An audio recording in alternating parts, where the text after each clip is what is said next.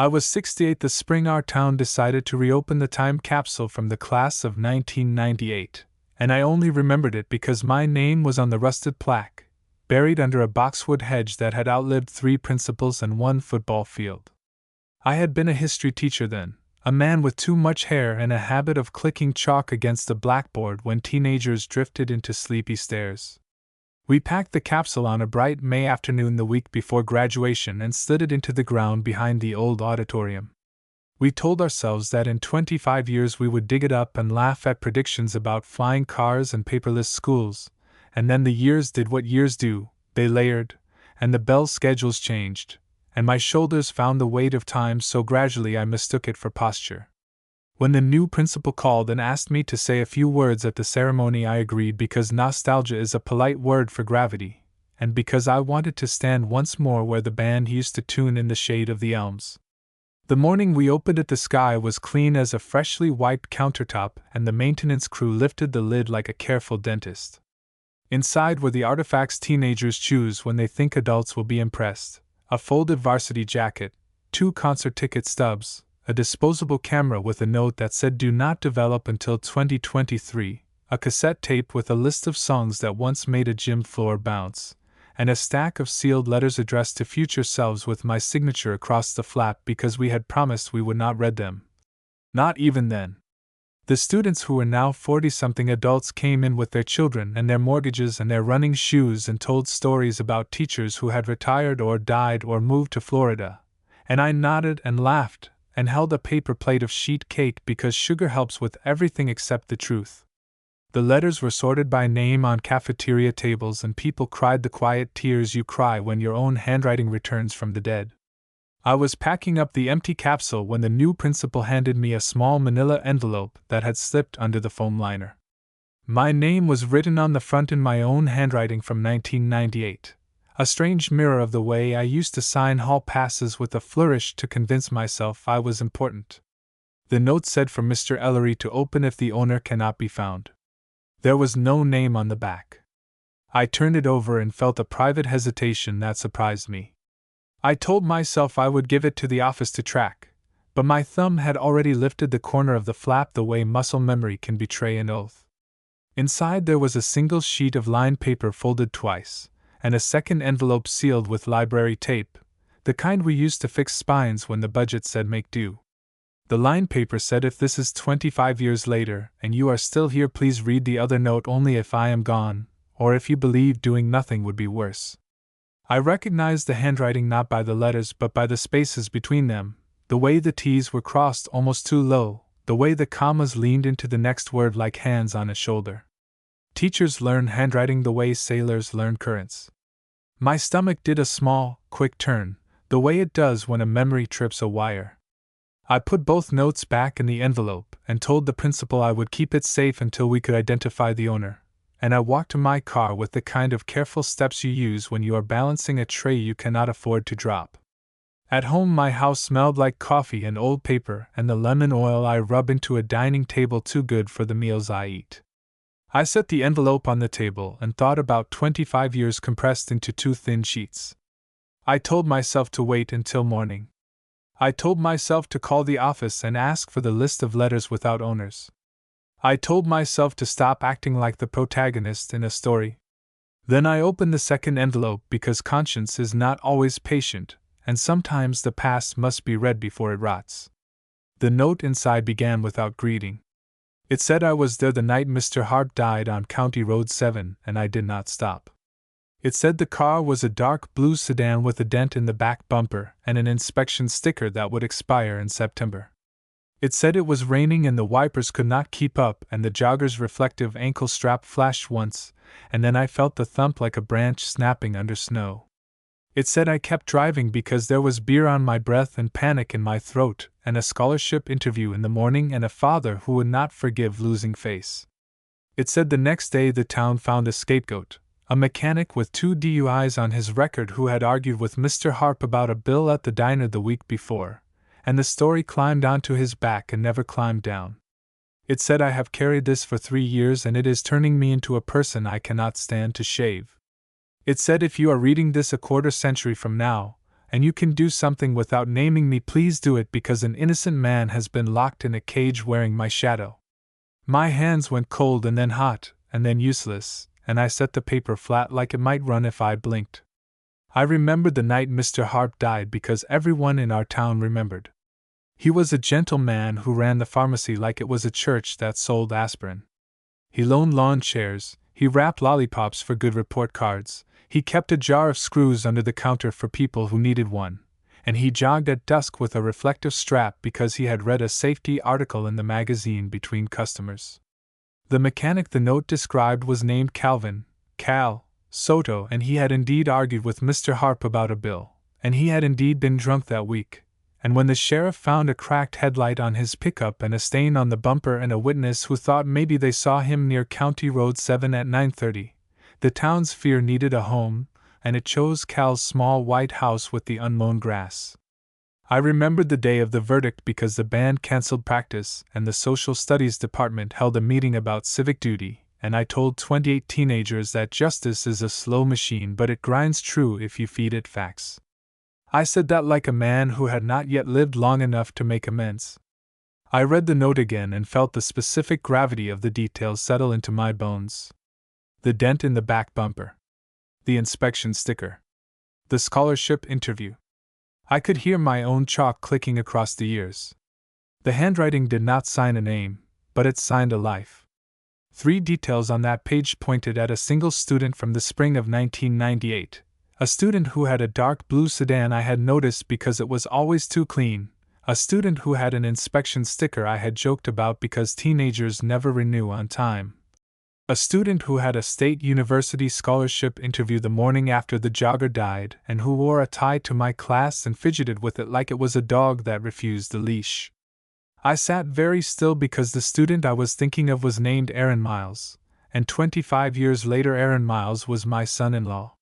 He had married my daughter, Nora, on a windy day under a maple tree that dropped helicopters into her hair, and we had danced on the lawn, and he had made me laugh with a joke about my old chalk dust ghosts, and he had become a decent man in the ordinary way you respect, paying bills, coaching soccer, helping his mother through a hip replacement. And now a folded note on my dining table said he had once kept driving with another man's life tangled under his axle. My first instinct was to stand up and walk until my knees gave out. My second instinct was to make tea because that is what my late wife taught me to do when logic choked. Put the kettle on and let the water do the screaming. The kettle began to sing and I let it sing too long. I poured and did not drink. The moral question moved into my house like a relative who had not called ahead. If the note was true, then an innocent man had been convicted and had lived a quarter century inside a mistake I helped teach children to worship. If the note was true, then the husband of my daughter had carried a quiet crime through a wedding and 2 mortgages and PTA meetings. If the note was true, then I was the only person in the world holding a key that could unlock a door and also splinter a home. I told myself to slow down and test the hinges. The note did not sign a name. The handwriting could belong to memory, not certainty. The details could fit more than one student. I went to the hall closet and found the old yearbook I kept because memory is a liar without photographs. I turned to the spring pages and looked at the section we had made about goals. Aaron's picture showed a sharp-jawed kid in a thrift store tie with a caption that said "State Scholarship Interview Tomorrow. Wish me luck." The car photos from the senior picnic showed the dark blue sedan with the tidy bumper and the inspection sticker I remembered teasing him about. Under the car photo was a scribble from another student that said "Do not park behind Ellery. He backs like a grandpa," and I smiled despite myself because teenagers have always been accurate in cruel miniature. I set the yearbook down and breathed like a man learning to count. It was possible the note was not Aaron's. It was also possible it was, and probability had made itself at home in my kitchen. I looked up Cal Soto on the Department of Corrections website because Shane uses the internet too. He was 60 now, and he had been denied parole last year because the board did not believe he had shown remorse for a crime he had always said he did not commit. There was a hearing scheduled in 2 months. The listing said the victim's family planned to speak against release. The victim's family had kept the pharmacy going as long as they could, then sold it to a chain that removed the creaky stool and the jar of screws. The chain renamed it with an invented word that sounded like medicine and optimism in equal measure. The town pretended it was the same because pretending costs less than rebuilding. I carried the note to my desk and pulled out a legal pad because lists are the scaffolds of decisions. I wrote 3 columns and titled them Tell Nora First, Tell Aaron First, Tell No One, and mail it anonymously. Under Tell Nora First I wrote Ruin a marriage but keep your daughter from being blindsided by history. Under Tell Aaron First I wrote Test his soul before you break your daughter's heart. Under Tell No One I wrote Sleep dies, an innocent man stays in a cage, and your old lesson about justice rots. I stared at the 3 columns until the ink looked like ants. The clock ticked. Outside a mail truck puttered past and I felt a tenderness for the ordinary that made my eyes water, the way the world keeps delivering its envelopes whether or not we deserve them. I made a 4th column because my wife would have told me to make room for mercy. I titled it Verified Before You Detonate. Under it I wrote Scan the disposable camera film from the time capsule, check the police report for weather and time and make, find the old attendance sheets for the day after the death and see who arrived late with an excuse, talk to the retired shop teacher about the dented bumper he teased a kid about, and talk to the jogger's sister who works at the library because librarians know where the papers sleep. I felt a tiny, rational courage return like a bird to a railing. Action is a kind of prayer if you do it honestly. I slid the confession and the outer note into a new envelope and labeled it in block letters I hoped I would respect. Then I picked up the phone. I started with the disposable camera because film is a stubborn witness that doesn't improvise. I called the only lab left in town and the teenager who answered told me they ship everything out on Tuesdays. I drove the little yellow camera over anyway and filled out a form with my shaky block letters. The clerk put it in a padded envelope and I wrote Return to Ellery as if the past needed directions. He said a week. I said I could wait and then went to my car and knew I could not, so I added my cell number and he promised to call if anything odd showed up. I thanked him like he'd promised me weather. Next I drove to the courthouse because the police report had lived there longer than most marriages. The records clerk wore reading glasses on a chain and knew my name from chaperoning prom in 1997. I asked for the accident file from the night Mr. Harp died on County Road 7. She pulled a gray box from a shelf, flipped through manila folders with the patience of a gardener, and laid the report on the counter like a communion plate. It said rain beginning at 8:42 p.m. It said impact likely around 9:15 based on a bent wristwatch that had stopped under a blown streetlight. It said paint transfer consistent with a dark blue finish, specific code unreadable in the rain. It said fragments of a broken headlight lens found in the ditch and bagged. It said anonymous tip about a loud argument at the diner the night before between Kel Soto and the victim, which became a paragraph that grew legs and walked into the trial. I copied the weather and the time and the paint note, and I wrote down the number for the evidence clerk because fragments do not rot like memory. I drove to the school district warehouse next because attendance sheets are the diaries no one writes for themselves. The building used to be a bus garage and still smelled faintly of diesel and crayons. The records manager, Elaine, once a secretary in our front office, hugged me the way people hug when they have stood next to the same copier through budget cuts. I asked if the high school attendance sheets from May of 1998 had survived the switch to digital. She rolled her eyes because paper is immortal and pointed me to a row of bankers' boxes labeled by year. I found the week after the accident and slid the lid off like I was opening a relic. The morning after, a dozen names showed up late or absent, the way fear makes teenagers sleep. I ran my finger down the list until I found Aaron's name and paused. He had been present, marked on time by a vigilant homeroom teacher who drew checkmarks like fence posts. The check was neat, the ink steady, the kind of mark a man makes before coffee. It did not clear him, and it did not convict him, and it reminded me that the world loves ambiguity when a life depends on it least. I wrote down 5 other late arrivals who had driven blue cars for good measure because bias is a thief and I needed witnesses I did not like. From the warehouse I drove to the retirement apartments on Maple because that is where Dan Daly lived now, and Dan had been the shop teacher with a memory like a torque wrench. He opened the door in a red Cardinals sweatshirt and squinted at me like I was a test he meant to pass. He poured coffee so strong it could hold a spoon upright and listened while I told him I was working on something for an old class project, which was not a lie if you tilted it. I asked if he remembered teasing a kid in 1998 about a dented back bumper on a dark blue sedan.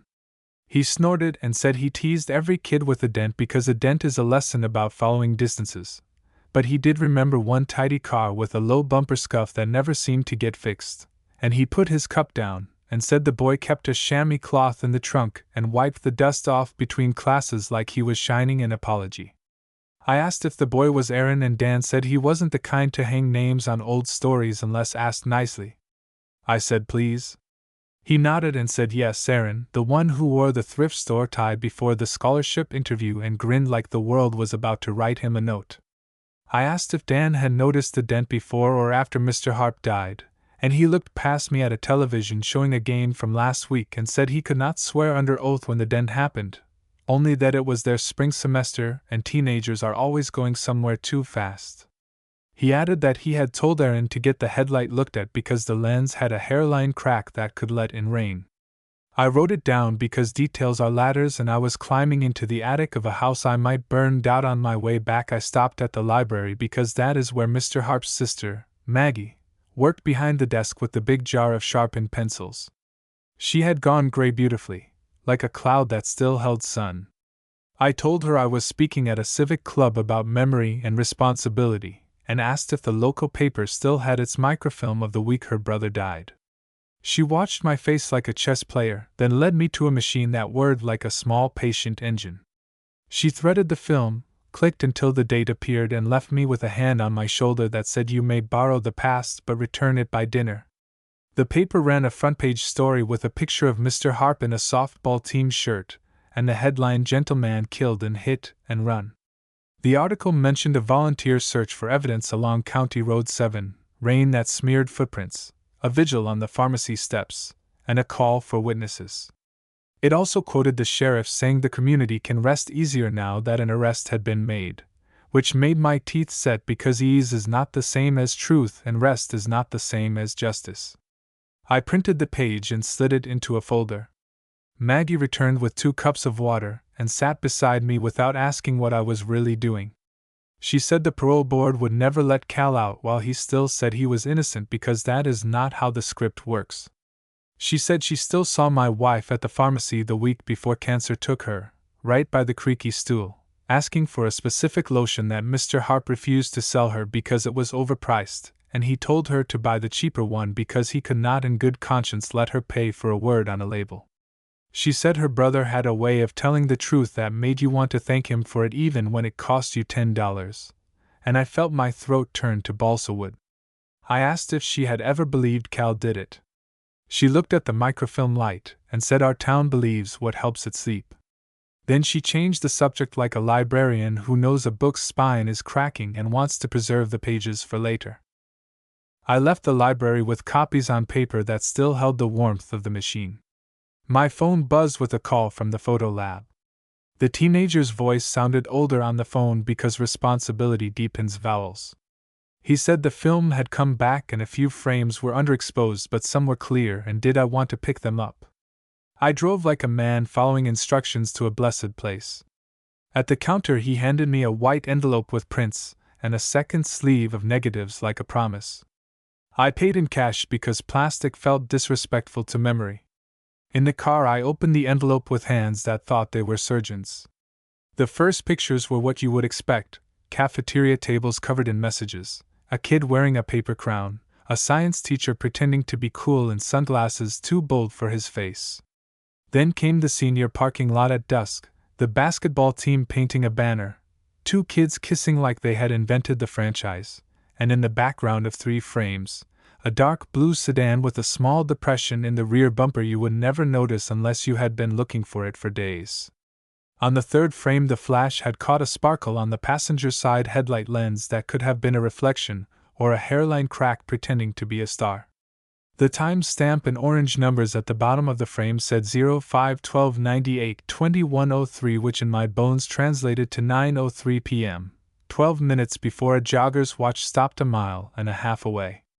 I closed my eyes and thanked the stubborn ignorance of 1990s camera tech for putting dates where memory would later lie. I took the prints home and laid them in a row on my dining table like an autopsy that would not end in blame but might end in breath. I stared at the orange numbers and calculated the distance between the school lot and County Road 7 and how a 17-year-old boy might drive when he had beer on his breath and a scholarship hanging from his pride like a charm he could lose. The math did not convict him beyond mercy. The math did not absolve him beyond doubt. The math did what math does when a light hides between digits. I called the evidence clerk and asked if the headlight fragment had ever been tested for make and model. She read a note and said the plastic formula matched several late 90s sedans, including a Toyota and a Ford and possibly a Buick. And I thought about Aaron's car and realized I did not remember the make, only the cleanliness and the hunger in the way it left the lot. I drove to my garage and found the old parking permit records I had kept because retired teachers keep things that normal people throw away. The 1997 to 1998 list said Aaron Miles, Toyota Camry, blue, plate ending in 3YD. I put my head in my hands and swore very softly, the way you do when a puzzle locks into a picture you prayed would stay scrambled. I did not call Nora. I did not call Aaron. I put on my coat and walked to the lake because water will tell you what the mirror will not. The shore was empty, the docks slick with last week's rain. I sat on the bench where my wife and I used to count geese, and I let the wind rearrange my hair. The dilemma made a tent over my life and I crouched inside it with a lantern. Tell Nora first, and I tear open a seam in her marriage with a father-in-law's hands. Tell Aaron first, and I risk colluding with a lie one day longer, while a man sits behind a wire fence polishing hope into something dull. Tell no one and I become the kind of teacher my students feared I really was, a man who loved the sound of ethics more than their cost. Verified before you detonate had been my best column, and now the verification had crossed the street and knocked out on the way home. I stopped at the diner because that is where Dan and the retired bus drivers meet on Wednesdays and talk like people who have seen mornings. I asked for a corner booth and ordered coffee I did not need. Cal's sister, Teresa, happened to be working the counter because the world enjoys setting its stage without telling you the plot. She wiped the stainless with a rag that had learned everyone's story. I asked how her brother was holding up. She looked at me the way you look at the horizon from a long highway and said he was learning how to live inside a system that liked neat endings. She said every parole hearing felt like a school test that adds points if you admit to the wrong answer. She said she had stopped asking people to believe and had started asking them to listen. I listened. She said Cal wrote her letters about the smell of rain at dawn in the yard and how the guards had nicknames for clouds, and I thought about Aaron's note and how the smell of rain can follow the rest of your life if it wants to.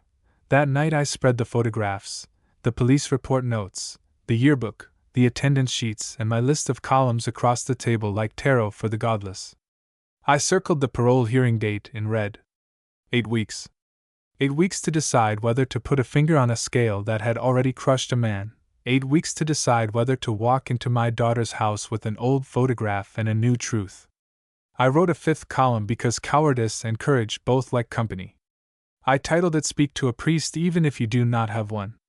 Under it I wrote Talk to Someone Who Hears Confessions for a Living, Ask How to Tell a Truth You Do Not Own. Then I wrote Talk to Maggie again and asked if truth can be kind without being weak. Then I wrote Call Aaron and ask him to meet you at the lake, bring the photographs, bring silence, bring the sentence you do not want to say. I slept badly and dreamed I was back in my classroom with the clock stuck at 9:15 and a student in the doorway who kept walking away no matter how many times I called his name. In the morning the sun was vulgar and cheerful and I resented it for doing its job. I made oatmeal and ate 2 bites and threw the rest away because appetite requires peace and there was none. I dialed the rectory number of the church where my wife used to volunteer for the rummage sale and asked if the pastor had 15 minutes for a non-Catholic with a Protestant problem. He said truth is ecumenical and told me to come by after lunch. Father Michael had the kind of face that looks like it has seen both kinds of miracles, the ones that happen and the ones that do not. I told him a story about a time capsule and a note, and a man I might love because he married my daughter. I left out names because names are fences and I wanted a field. He listened without taking notes, and when I finished, he sat back and let silence do the sorting. He said there are 3 truths here: the truth about a death, the truth about a conviction, and the truth about a marriage. He said you cannot carry all 3 alone without it turning you into a courtroom, and a home is not a courtroom. He said if the note is true, you owe a portion of your life to the man in the cell, and a portion to the woman at your Sunday table, and a portion to the man who wrote the note, because confession is a form of courage even when it comes late. He said truth told cruelly is still a sin in his book, and truth told kindly can still hurt like surgery, but at least it can heal. He asked what outcome I wanted. I said I wanted the right man to walk free, my daughter to sleep in a bed that does not punish her, and my soul to be able to shave in the morning. He smiled sadly and said you cannot have all 3 in the shape you prefer, but you might have versions of them if you go slow and stand straight. He told me to ask the man who wrote the note to meet me with his better self, and to give him a chance to stand up before I pulled the rug. He told me to prepare my daughter for the concept of difficult truth before I handed her the noun. He told me to call the public defender's office and ask what evidence opens the smallest door. I left the rectory and sat in my car and cried like a quiet old man because permission had just cost me the price of action. I drove home and dialed the number I had been carrying like a hot coin. Aaron answered on the second ring with the voice of a man who has been practicing normal. I said I needed to see him at the lake at dusk, just the 2 of us, no explanations on the phone. He asked if Nora was all right and I said she was, and he said then I will be there. And I said thank you the way a father says thank you to a truth he is terrified to meet. Dusk at the lake had the color of old pewter when I pulled into the gravel lot and saw Aaron's car already parked. He was leaning on the hood with his hands shoved deep in his jacket pockets, shoulders rounded like a man waiting for a verdict. The wind pushed little ripples against the dock pylons. I walked over with the envelope under my arm. He said, "Is Nora okay?" and I said yes. He said, "Then what's this about?" and I said, "A time capsule and a note, and a jogger named Mr. Harp." His face flinched just once before he locked it. I held up the folded confession but didn't hand it to him. I said someone wrote this 25 years ago. It says they hit Mr. Harp and kept driving. It says they let Cal Soto take the blame. It says they have carried it ever since. It doesn't sign a name, but it describes a dark blue Toyota with a cracked headlight and a scholarship interview the next morning. His eyes closed as if a door had swung out. He said softly, "You kept that all this time?" and I said, "It came out of the ground last week." He sat down on the bench and put his hands over his mouth. I said, "Aaron, I don't want to accuse you. I want you to tell me if you're the one who wrote this." He stared at the water for a long time. Then he nodded once. He said, "I was 17. It was raining. I had one beer at a graduation party. I thought I was fine. The jogger came out of the dark and then he was just gone. I panicked. I drove home and sat in my car for an hour shaking. The next day the sheriff arrested Cal. I wanted to speak, but my father told me to shut up or lose everything. I wrote that letter for the time capsule because guilt was eating me, but I couldn't go to the police without proof. Then I tried to forget. I sat beside him. I said, "Cal has a parole hearing in 8 weeks. He said, "I know, I saw it on the news." I asked what he planned to do. He said, "Nothing, because I have a wife and 2 kids and a job and a life that's finally decent." I said, "You built that life on silence." He said, "I know." He looked at me then, eyes wet but steady. He said, "What would you do, Joe? Ruin your daughter's marriage, blow up your grandchildren's home, send me to prison for a mistake I've tried to atone for quietly, or let an innocent man rot because it's easier?" The questions sat between us like a third presence. I heard Father Michael's voice saying truth told kindly can still hurt like surgery, but at least it can heal. I said, "Aaron, you have to come forward in some way." He said, "I'll lose everything." I said, "You're already losing your soul." He laughed bitterly. He said, "You sound like you're still in the classroom." I said, "Maybe I am." We sat until the heron lifted off the far bank. Then he said, "What if I write a sworn statement, give it to you, and you bring it to the public defender so Cal can be freed without me going to prison?" I said, "You were 17, the statute for manslaughter as a juvenile may be expired, but perjury and obstruction could still be charged. We need a lawyer. He rubbed his face. He said Nora will hate me. I said Nora deserves the truth.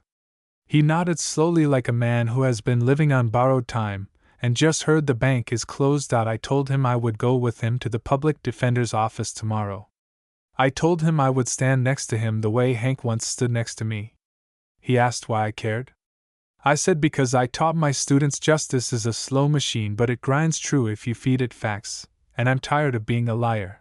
The next day we sat in a cramped office with mismatched chairs while a young attorney read the note and the photos and took notes, like someone building a bridge over a river she'd never seen. She said the evidence plus a sworn statement could get Cal's conviction vacated at the parole hearing. She said the state could still file a juvenile petition, but after 25 years it was unlikely. She said the bigger obstacle was public opinion. Aaron signed an affidavit anyway. His hand shook, but his signature was legible. We left the office into a sun that felt unearned. He asked how to tell Nora. I said the same way you wrote that letter in 1998, in your own words. That night he did. She called me at midnight, voice broken but not angry. She said thank you for bringing him to the lake.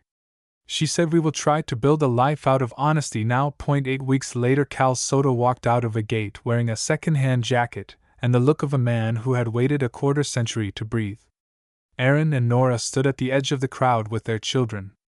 They didn't speak to Cal that day. They just watched. I stood on the courthouse steps and felt a strange quiet move through me. The moral dilemma that had pitched a tent over my life folded itself up. I had not solved it neatly. I had not escaped it clean. But I had helped turn a confession into freedom and a secret into a chance. Driving home, I thought about the time capsule and how we bury things hoping they will stay hidden, and how sometimes the future digs them up and asks for payment. I thought about my classroom and all the times I said fairness and truth without telling them about the cost. I thought about my wife's kettle singing when the water boiled and how she used to say let it scream. It's the only language some things have. I parked in my driveway and watched the sunset through my windshield. The sky looked like an old chalkboard just before you erase it. I realized my grandchildren will grow up with a story about a grandfather who chose the hard road. It isn't a neat story, but it's one I can live with, and I'll leave you with this question. If you unearthed a confession that could free an innocent man but destroy your own family, what would you do?